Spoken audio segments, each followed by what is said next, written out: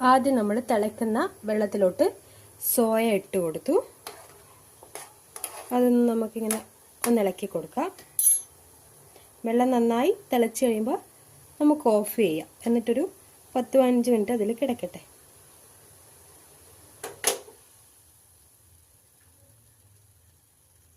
അതിന് നല്ല സോഫ്റ്റായി വരുന്നവരെ അതിലൊരു 10 മിനിറ്റ് അവിടെ കിടക്കട്ടെ.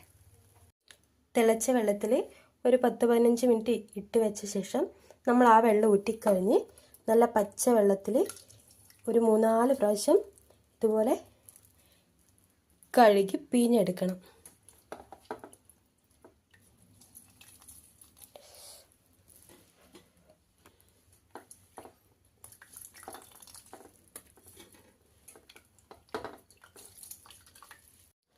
ഇത് കുറച്ച് വലിയ സോയ ആയതിനാൽ നമുക്കിതിനെ മുറിച്ച് പീസാക്കാം. ഇതിനെ